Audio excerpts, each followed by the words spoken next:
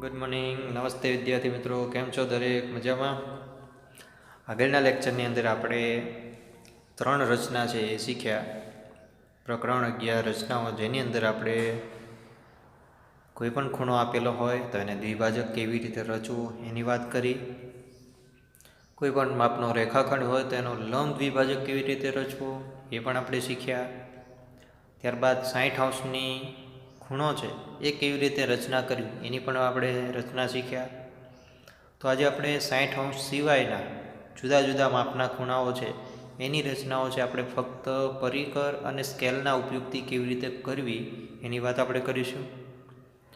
જેમાંથી લગભગ બધા ખૂણાઓ છે એ સ્વાધ્યાય 11.1ની રચનાઓ છે એની અંદર આવી જાય છે.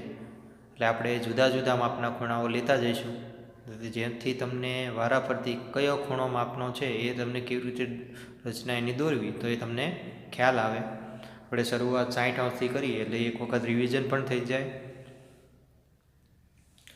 તો આપણે 60°ની રચના કરવા માટે પહેલાં એક તો કિરણની જરૂર પડશે. એટલે આપણે કોઈ પણ એક કિરણ છે આપણે લઈ લઈએ. તો આપણું કિરણ, એને આપણે નામ આપી દઈએ કિરણ બીસી.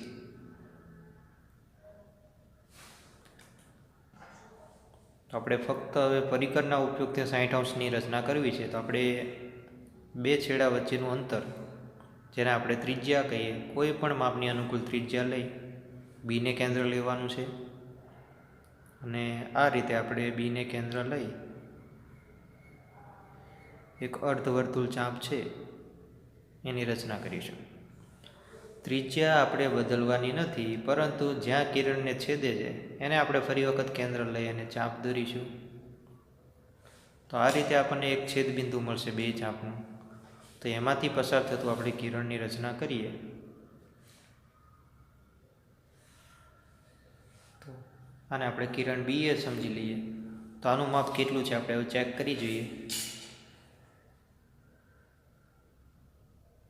તો તમે જોશો કે આ 0, આ બી અને અહીંથી પસાર થતી એક્ઝેક્ટ આપણને કેટલા મળે છે? 60°. હવે આપણે કીધું છે બીજો 120ની રચના, એટલે કે 60માં બીજા 60 ઉમેરીએ તો 120 થાય. એટલે કે આપણે 60°ની રચના કરીશું, ફરી વખત એમાં 60 ઉમેરીશું, કેટલા મળશે આપણને? 120. તો આપણે ફરી વખત એક નવું કિરણ દોરીએ, એને પણ આપણે બીસી નામ આપીએ. આ આપણું બી. તો આપણે જે રીતે 60ની રચના કરી એ જ રીતે આપણે ફરીવાર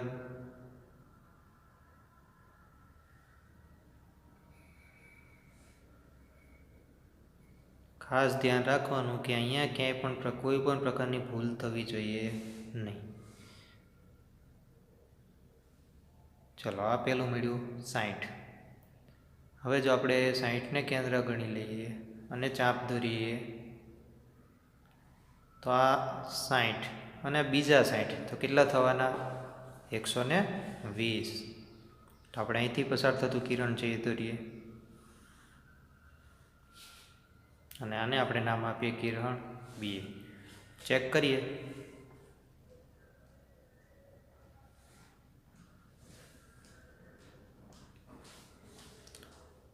આ 0, આ 60ની લાઈન 70, 80, 90, 100, 120 ને 20. આ થઈ ગયા 120°. ત્યારબાદ આપણે 180 એટલે 120 ને બીજા 60 ઉમેરો, કેટલા થશે? 180. એટલે કે આપણે 60ની રચના, ત્યારબાદ 120ની રચના અને ત્યારબાદ આપણને મળશે 180ની. તો અહીંયા જ આપણે ફરીવાર એક કિરણ લઈ લઈએ, કિરણ બીસી, આપણું બી શિરોબિંદુ. ફરીવાર બીને કેન્દ્ર લઈ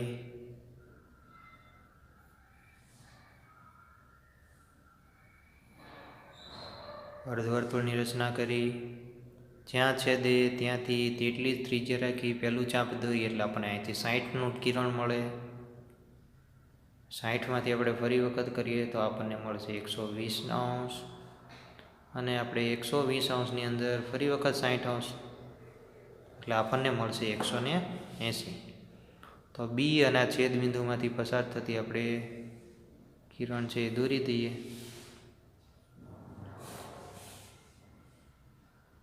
એટલે આપણને એક સીધી રેખા છે એ મળવી જોઈએ. આ બાજુ 0 લઈએ તો આ બાજુ 0 વત્તા વત્તા વત્તા 180 થાય. જો અહીંથી લઈએ 0 તો થશે 180. એટલે આ બની ગઈ આપણે 180°.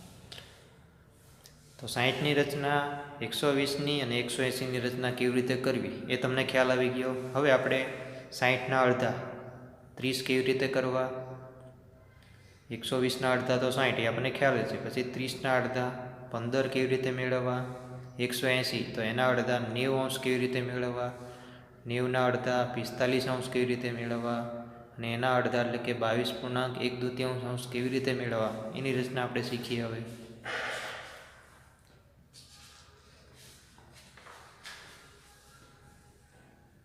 તો આપણે ચોથી રચના જોઈશું 30°. એટલે તમને તરત ખ્યાલ આવે 30 એટલે 60°ના અડધા. તો આપણે પહેલાં 60ની રચના દોરીશું.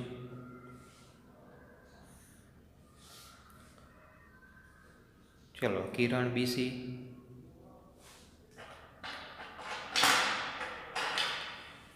હમણાં જે રીતે આપણે પરિકરની મદદથી 60 દોર્યા હતા એ જ રીતે આપણે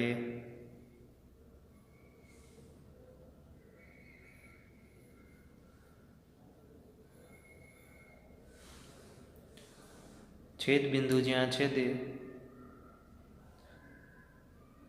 ચાલો અહીંથી પસાર થતું કિરણ આપણને 60°ની રચના મળે. પણ આપણે જોઈએ છે 30, કે આ 60 અને આ થયું આપણું 0. એનો દ્વિભાજક આપણે લઈએ. આપણે દ્વિભાજક શીખી ગયા.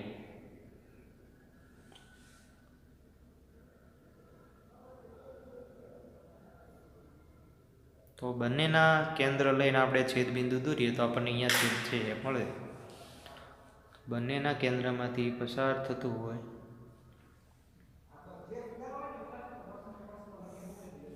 ચલો, આ એક કિરણ આપણને મળી ગયું, કિરણ બી. હવે એને આપણે ચેક કરી લઈએ. 30° છે આપણે હોવા જોઈએ. તમે જુઓ 0, 10, 20 અને 30. તો 30માંથી પસાર થતું કિરણ છે આપણને મળી ગયું. આ મળી ગયું 30°. ચલો, એના પછીની રચના છે કે 15°. તો આપણને ખ્યાલ આવે કે 30 કરતાં અડધા, 30 એટલે 60ના અડધા. તો આપણે ફરી વાર એની રચના કરીએ.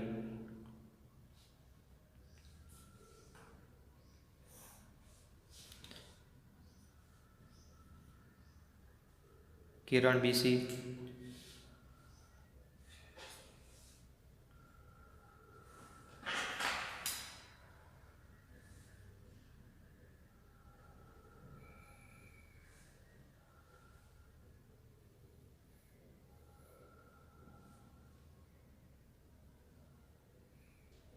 પહેલું મળશે આપણને 60.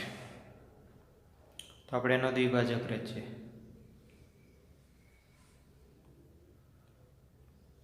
0 અને 60માંથી આપણે ચાપ દોરીશું એટલે આપણને મળશે 30°. એટલે એ કિરણ અહીંથી પસાર થતું છે હશે. એટલા માટે આ 0, આ 30 અને આ 60. તો 30 અને 0 એનો દ્વિભાજક આપણે લઈએ.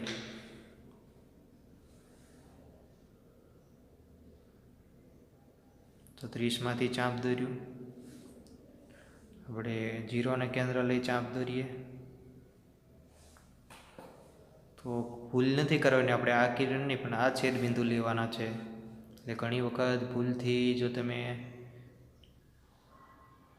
તો આપણને માપ છે એ સાચું મળશે નહીં. તો આપણે કિરણ દોર્યું. ચલો, 0 એમાંથી 60 મળ્યું, 60 અને 0 એની વચ્ચે 30 મળ્યા, 30 અને 0 એની વચ્ચે મળશે 15. ફરી વાર આપણે એને કોણ માપકથી ચેક કરી લઈએ. ચલો, 0, 10 અને 20 એ બીની વચ્ચે કેટલું આવે? 15. તો આ થઈ ગયા આપણા 15°. ત્યારબાદ આપણે 90°ની વાત કરીએ. 90 એટલે 180ના અડધા. તો આપણે એના માટે 180° દોરવાની જરૂર પડશે. ચલો, એક કિરણ નામ આપી દઈએ બીસી. કોણ માપક પરિકર છે એનાથી જ આપણે બનાવીએ છીએ.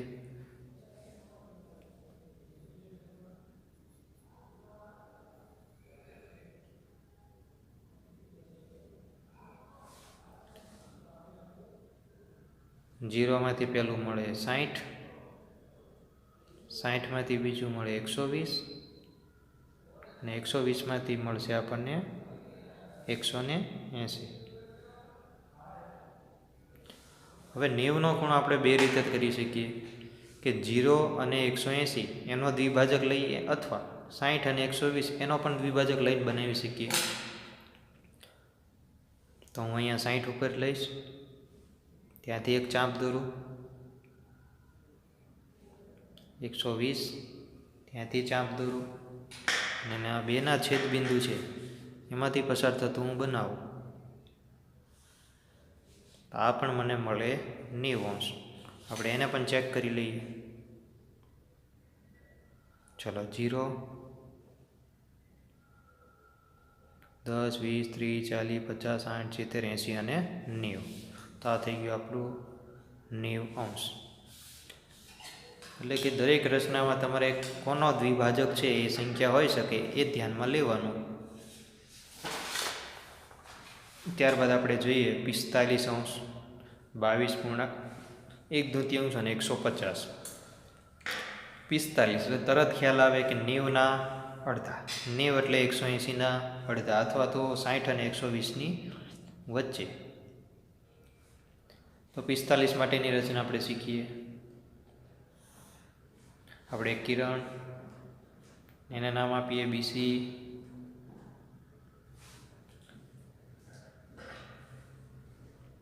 જો અહીંયા દર વખતે આપણે કોણ માપક છે ને પરિકતની મદદથી જ બનાવતા હોઈએ છીએ.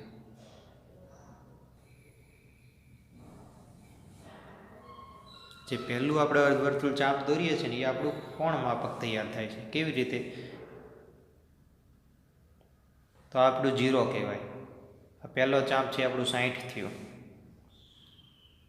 ફરીવાર 60થી મૂકીએ એટલે 120 મળે અને જો 120થી આપણે મૂકીએ તો આપણને મળશે 180. ઘણીવાર તમને યાદ ન રહે તો એકદમ નાના એવા અક્ષર આપણે લખી દઈએ કે 0, 60, આ 120 અને આ 180. 45 એટલે 90ના અડધા, તો આપણે 60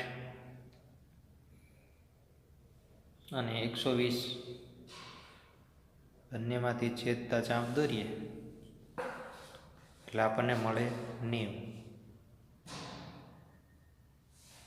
જો આ બેનું છેદ બિંદુ અને આ ઉગમ બિંદુ બેમાંથી પસાર થતો કિરણ છે અહીંથી પસાર થાય એટલે આપણું થઈ ગયું 90°. 45 એટલે 0 અને 90 કરતાં અડધું. તો આપણે 0 અને 90 એના અડધા કરતાં વધારે માપ લઈ અને બે ચાપ છે એ દોરીશું. એટલે કે 0 અને 90નો દ્વિભાજક આપણે લેવાનો. 0થી ચાપ કર્યો, બીજો ચાપ એક્ઝેક્ટ 90 ઉપરથી લેવાનો અને બંનેમાંથી પસાર થતું એક કિરણ દોરી દઈએ. શિરોબિંદુ B અને આ બેનું છેદબિંદુ નામ આપી દઈએ B એ કિરણ. જો 60 કરતાં ઓછા છે એનો મતલબ કે 45 હોવા જોઈએ. જો 0, 10, 20, 30, 40, 50 એ બેની વચ્ચે કેટલું કહેવાય? 45°. ચલો ત્યારબાદ આપણને કીધું છે કે 22.1/2. 1/2 એટલે ન ખ્યાલ આવે તો આપણે એને મિશ્રને અપૂર્ણાંકમાં ફેરવીએ. 22 × 44, 44 ને 1 45/2 એટલે કે 45ના 2 ભાગ એટલે 45 કરતાં અડધો. તો આપણને ખ્યાલ જ છે કે 0 એમાંથી 60 મળે, ત્યાંથી 120 મળે, 180 મળે. 60 અને 120 એનો દ્વિભાજક કરો એટલે 90 મળે. 90 અને 0 એનો દ્વિભાજક મળે આપણને અહીંયા 45. હવે જો 0 અને 45નો દ્વિભાજક આપણે લઈએ તો આપણને મળશે 22.1/2. તો આપણે આ જ રચનાની અંદર ફરી વખત નવી રચના નથી દોરતા.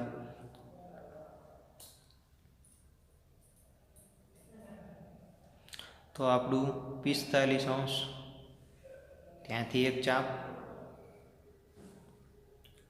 આ 0, ફરી વખત ત્યાંથી એક ચાપ અને આ બેના છેદબિંદુમાંથી આપણે પસાર થતું કિરણ છેદ રચીએ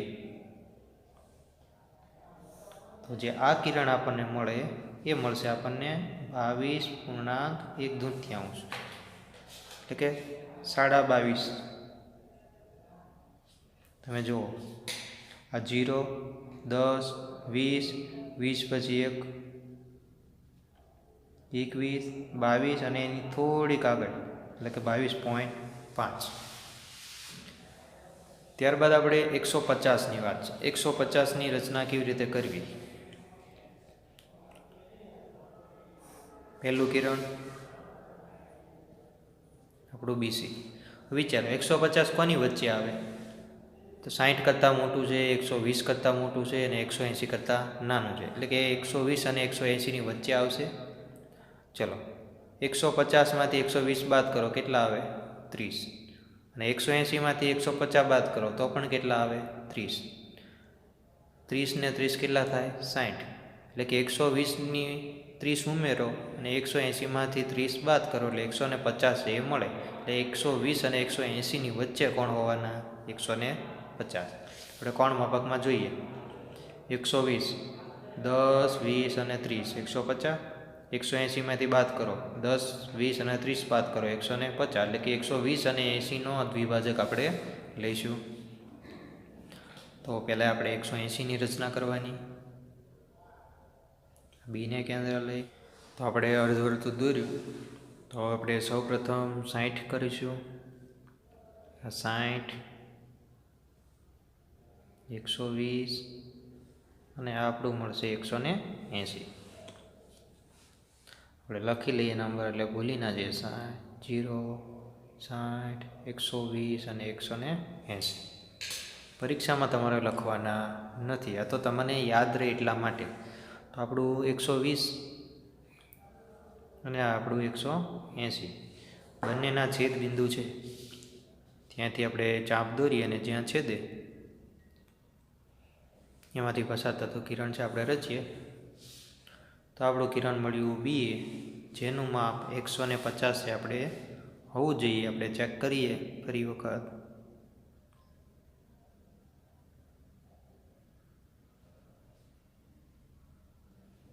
જો 0, 10, 20, 30, 40, 50, 60, 70, 80, 90, 100, 110, 120, 130, 140 અને 150 અંશ. તો તમને ત્રણે રચના આવડી ગઈ કે કેવી રીતે આપણે કરવા. ધારી લો કે આપણને 75ની વાત કરી તો તમને તરત ખ્યાલ આવે કે આપણે 0 અને 150નો દ્વિભાજક લઈએ એટલે 75 છે આપણને મળે. તો આપણે 0માંથી ચાપ દોરીએ અને આપણું મળ્યું 150. એમાંથી જ આપણે ચાપની રચના કરીએ.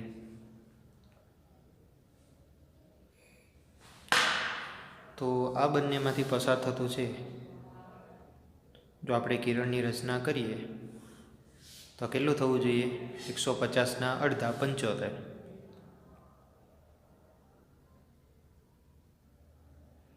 ચાલો 0, 10, 20, 30, 40, 50, 60, 70 અને 80 એની વચ્ચે કેટલા છે? 75. તો 75 કેવી રીતે રચવો એની આ પહેલી રીત. હવે બીજી રીત આપણે આગળની રચનામાં જોઈએ.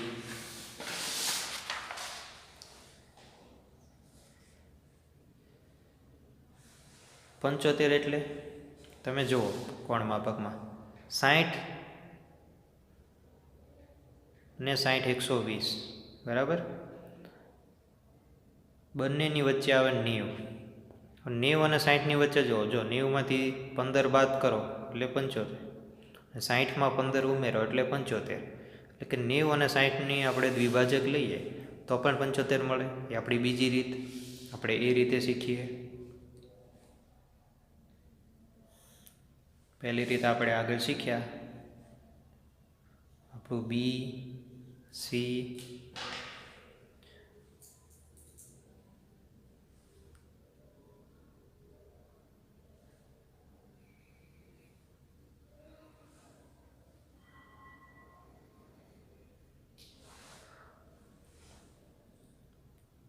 ચલો આ આપણને મળશે 60. આ મળશે આપણને 120. 60માંથી અને 120માંથી બેયનું મધ્ય એટલે કે બંનેનો દ્વિભાજક આપણને મળશે 90. તો આ મળ્યું 90. તો આપણું આ 60 છે, આ 90 છે, આ 120 છે, અહીંયા 0 હોય, અહીંયા આપણને 180 મળે. તો 60 અને 90નો દ્વિભાજક આપણે લઈએ. તો 90 ઉપર આપણે રાખી પહેલું ચાપ, 60 ઉપર રાખી અને બીજું ચાપ.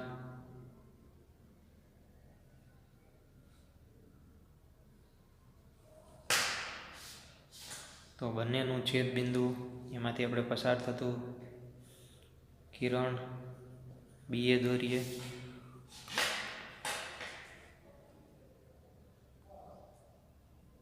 ચાલો 0, 10, 20, 30, 40, 50, 60, 70 અને 5, 75. તો આ બીજી રીત કે 75નું કેવી રીતે મેળવાય.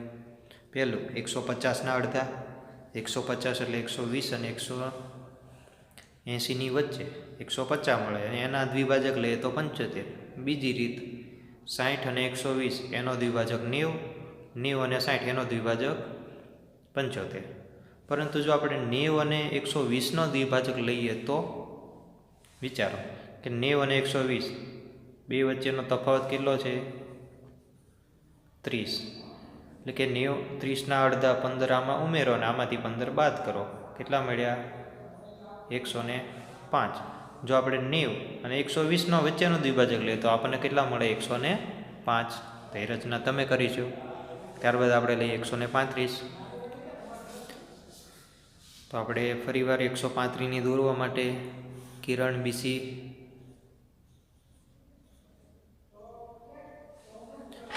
બીને કેન્દ્ર લઈશું આપણે.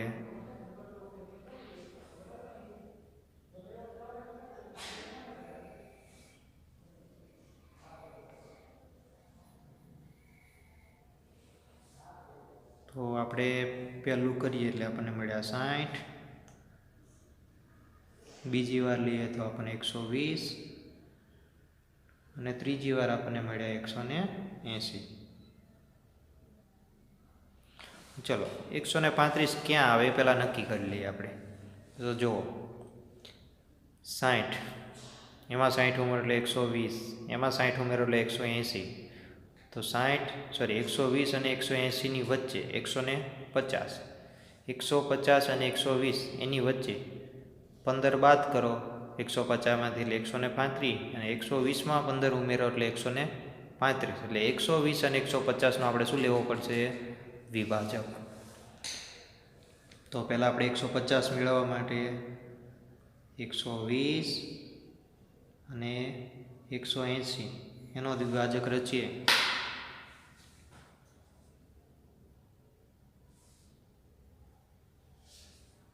આ 0, 60, 120, 150, 180.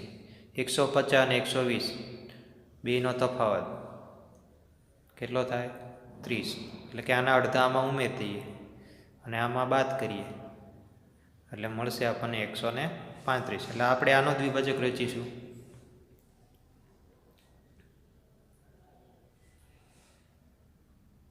તો 120માંથી એક ચાપ, 150માંથી ચાપ,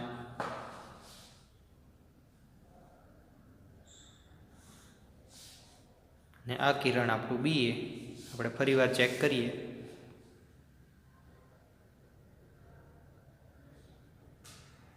ઝીરો, 10, 20, 30, 40, 50, 60, 70, 80, 90, 100, 110, 20, 130 અને 140 એની વચ્ચે 135.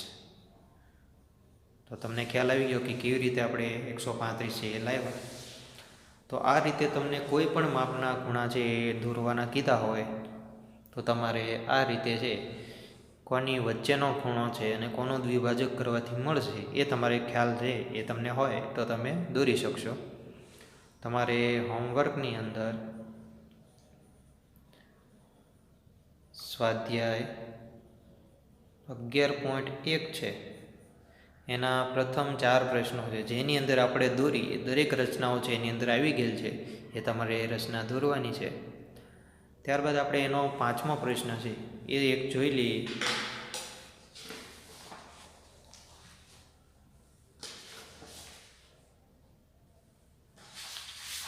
તો આપણને એની અંદર કીધેલ છે કે એક સમબાજુ ત્રિકોણ છે એની રચના કરો.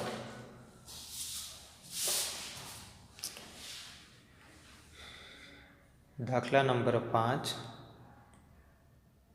આપેલ માપવાળા સમબાજુ ત્રિકોણની રચના કરો અને ચકાસો.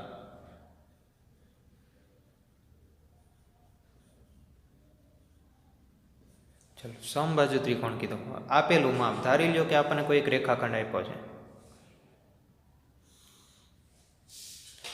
આ રેખાખંડ AB છે આપણી પાસે. આનું માપ હોય એટલી જ માપવાળી ત્રણેય બાજુ હોય એવો ત્રિકોણની રચના આપણે કરવી છે. તો કેવી રીતે કરીશું? તો આપણે સ્કેલ લઈ સૌપ્રથમ એક કિરણ દોરીશું અને આપણે નામ આપીએ કિરણ PX. હવે આપણે પરિકરની મદદથી A અને B વચ્ચેનું અંતર છે એ ચેક કરી લઈએ.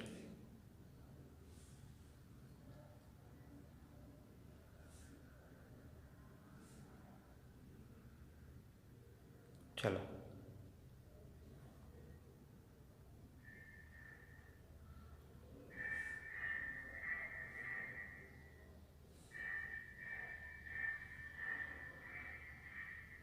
તો આ AB નું અંતર થઈ ગયું એક્ઝેક્ટ.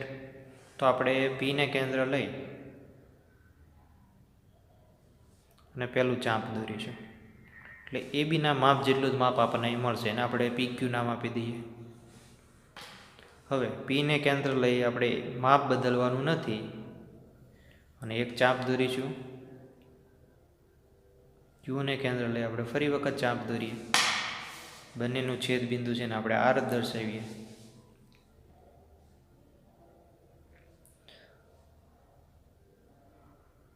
PR ને જોડી દઈએ.